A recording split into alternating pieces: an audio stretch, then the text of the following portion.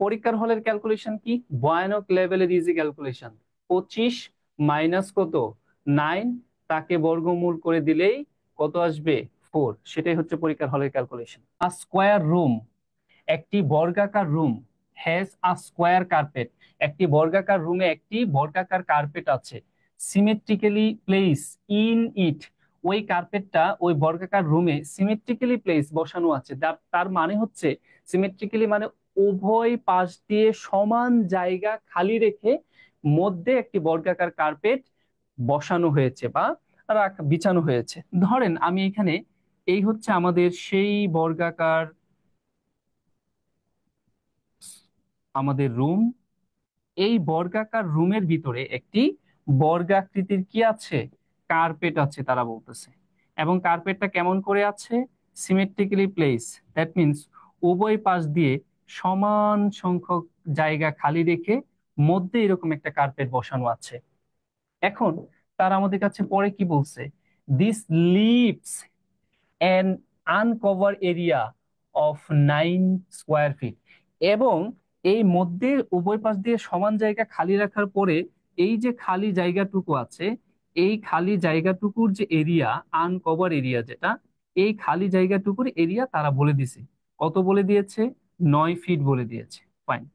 তার মানে আমরা যেটা বুঝতে পারলাম, এই যে আমাদের খালি জায়গা আছে, এই খালি জায়গার যে এরিয়াটা, সেই এরিয়াটা হচ্ছে 9 ফিট। ফাইন। এবার আসছি, তারা পরে আমাদের কাছে কি জানতে বলে দিয়েছে? The area of the whole room is 25 square metre. That means এই যে সম্পূর্ণ রুমটি আছে, এই সম্পূর্ণ রুমের এরিয়া সেটাও আবার তারা বলে দিয়েছে। সম্পূর্ণ রুমের এরিয়া নাকি 25 মিটার স্কোয়ার। এবার আসেন, জানতে চাইছি কি, what is the length of the one side of the carpet. তাহলে এই যে কার্পেটটা দেখতে পাচ্ছেন, এই কার্পেটের এক বাহুর দৈর্ঘ্য কত আমাদের কাছে সেটা জানতে চাইছে। এখন এক বাহুর দৈর্ঘ্য তো আমরা জানি না। এই হচ্ছে কার্পেট, তাহলে কার্পেটের এক বাহুর দৈর্ঘ্য ধরে নেন এ। ফাইন। এই যে কার্পেটের এক বাহু, এর মান যদি আপনি বের করতে চান, এ নিঃসন্দেহে একটি চলক, তাহলে তার মান বের করতে গেলে আমার সমীকরণ লাগবে। তাহলে সমীকরণটা আমরা কাকে বেস করে সাজাবো সেইটা বুঝতে হবে। এখন আমি যদি ধরেন একদম ফর্মালি যদি ম্যাথটা আপনাকে করায়া দিই, তাহলে সেটা যেটা হয় সেটা হচ্ছে আমরা এখানে ধরে নিতে পারি, লেট কি ধরে নিব? Side of the square. এই এক বাহুর দৈর্ঘ্য ধরে নিলেন মিটার। ফাইন।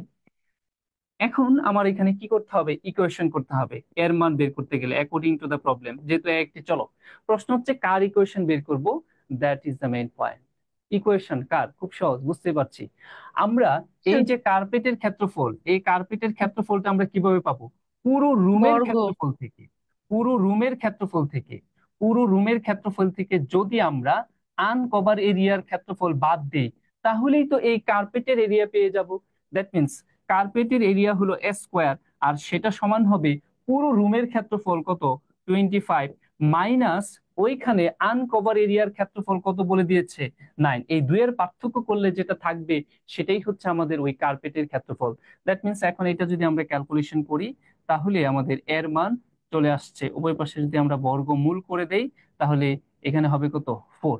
তো নেগেটিভ নেওয়া যাবে না, দ্যাট মিনস এক বাহুর মান সেটা হচ্ছে কত? 4 মিটার। বোঝা গেল? জি স্যার, বুঝেছি। ওকে, তো পরীক্ষার হলের ক্যালকুলেশন কি? ভয়ানক লেভেলের ইজি ক্যালকুলেশন। 25 মাইনাস কত 9, তাকে বর্গমূল করে দিলেই কত আসবে? 4। সেটাই হচ্ছে পরীক্ষার হলের ক্যালকুলেশন। ক্লিয়ার?